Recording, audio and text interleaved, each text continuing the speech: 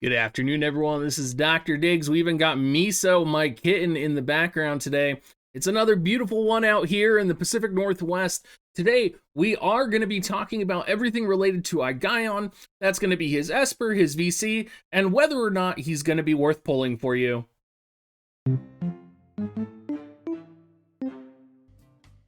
We're going to start by diving right on into it here. We're pulling up his stats, and you know, his stats are pretty interesting, and they're not really remarkable. You can see he has HP 868, AP 35, Attack 65, Magic 65, Dex 60, Agility 14, Luck 56. You know, while he doesn't have terrible agility, he doesn't also have really good agility, and his attack and magic are kind of medium of the road. So you can kind of see he's not really leaning towards one direction as an Esper, and I think that's partly what his problem is. His resistances are also 10% weak to earth and 10% resistance to water. Pretty strong with Glaciella being so prominent in the meta right now. However, I'm still not sure he's going to be crazy good and the answer to everybody's problems. I think as an Esper, he's actually going to be very specific. What I mean by that is you're going to have really specific units to make the best of him and to take advantage of him. Looking at his kit here, he's going to be really ideal for Spellblades like Ramza, for Rune Knights like Howlet. He's also going to be really good on any unit that relies really on magic and slash attack modification. He has magic plus 7% on his board, and honestly, it's a little bit low. You know, usually you see some other Espers like Soulflayer who have higher magic on them. He does have access to slash attack, which is going to be a 15%. He does have access to magic resistance as well, which is pretty rare. Getting 15% magic resistance is really good. I actually feel like what he does uniquely is kind of offers slash attack, magic, and magic resistance, but he doesn't really specialize in any one of those. What do I mean by that? Well, he's going to be really good. He's kind of like an all-rounder, right, for Spellblade units. However, if you're looking at kind of using a Spellblade unit in Arena or in GVG, there are other Espers that are probably going to be better because of either their higher base magic, their higher base agility, or just their board in general. I'll give you a great example. Since I already talked about him once in this video, we're going to talk about Soulflayer. If you're going into Arena content, you're going to have access to, you know, Human Killer as the same modification essentially as slash attack. Now I know it's not the same modification, but essentially they are almost the same thing, except that, you know, Human Killer can't be resisted at all. So if I had the choice between taking Aigaion or taking Soulflayer, the only real drawback of taking Soulflayer is that Soulflayer is slower than Aigaion. He has more magic, he has access to more killer effects, more base magic increasing.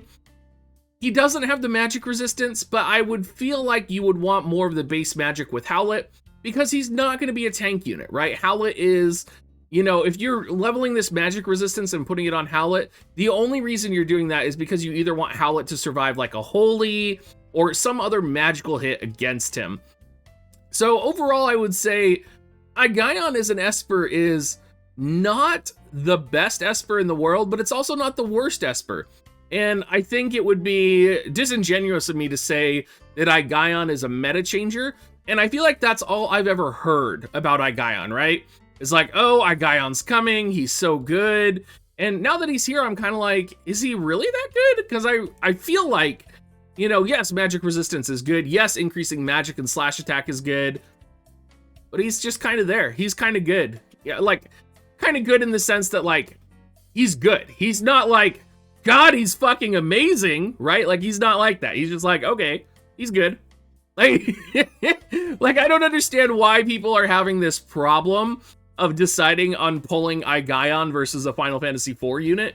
You probably already have an Esper that can do most of what Aigaion does, or more, depending on what your team and what your comp is running. You might not even need him, so food for thought, guys. Just something to think about. Let's go ahead and talk about the VC card, because I feel like the VC card is more interesting. It's one of those cards, though, that is going to be pretty niche, I feel like. Looking at the stats on this, it is attack 148, magic 30. So you're going to want to put this on an attack character. This is not going to be good for Howlet. And I think it's really interesting that, you know, we get this limited bestowed effect on it, which is activation requirement, lightning and wind units only. We'll get slash attack up, which is like, yeah, that's super good. Why would you ever put that on Howlet though? Because, you know, Howlet needs plus magic in order to be relevant for any of his attacks.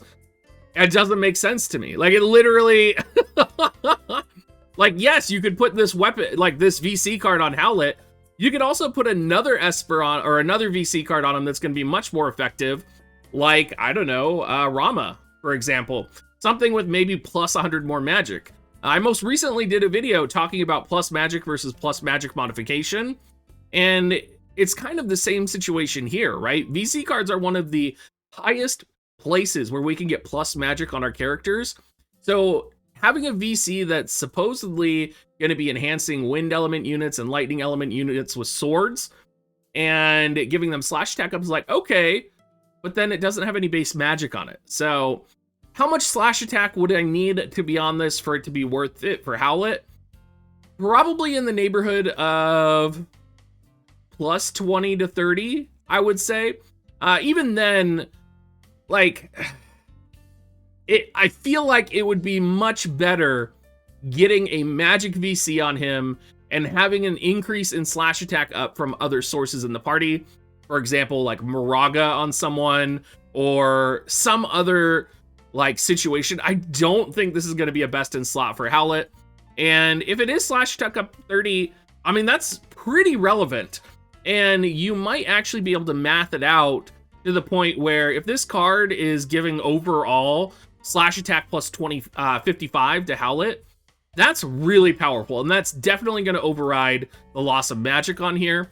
If it's plus 20, but, you know, you're still getting this, or if you could put this in another member of the party and put a magic card on, like, there's really, it's going to be a toss-up, and you're going to have to really sit down, look at the math, figure out what 3 units you're going to use if you're in arena, and kind of figure out what's going to be the most optimal damage.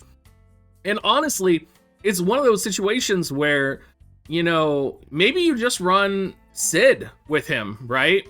Maybe you run like Sid in the party and put this on Sid because it gives him the lightning effect up anyway, and it gives him the attack up, and it still benefits Howlet. Like, I think that's how it would be.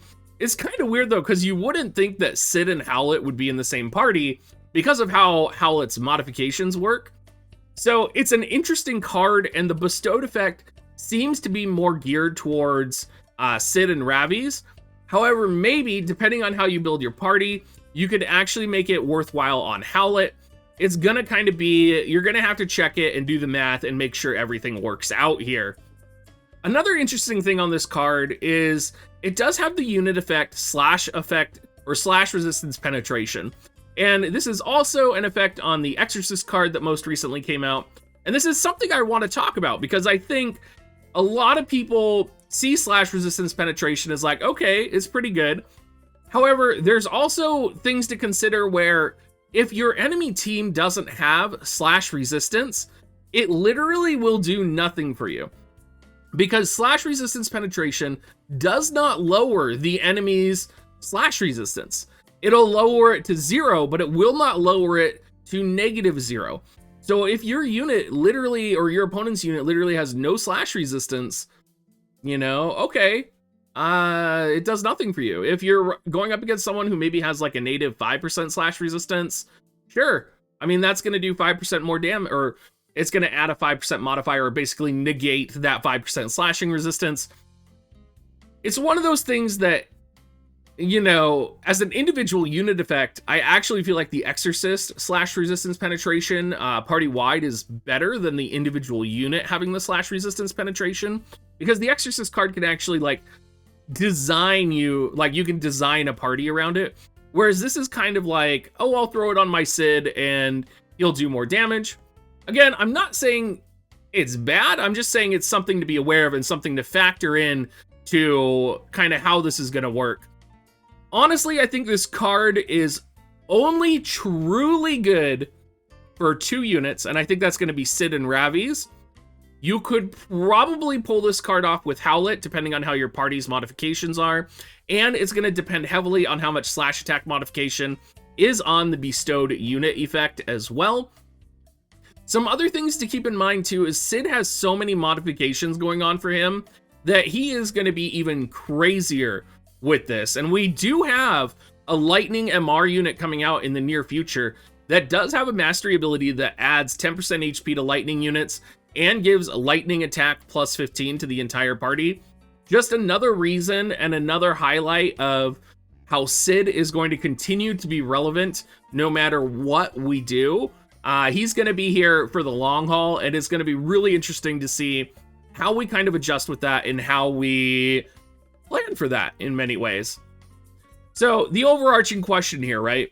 Should you be pulling for Aigaion or shouldn't you be pulling for Aigaion?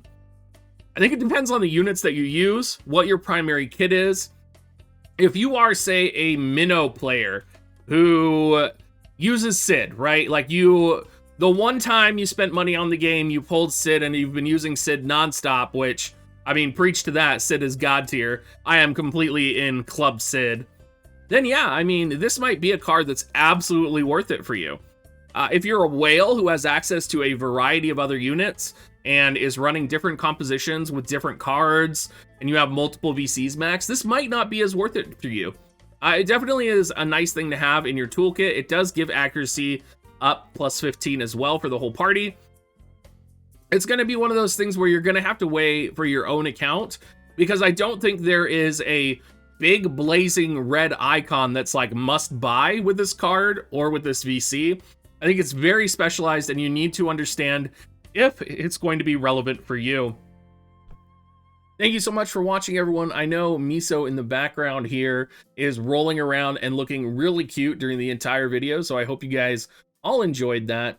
And remember, if you are going to buy Visior and chase for the Aigaion, make sure you use my affiliate link, dig.gs/coins, or go to dig.gs/offer.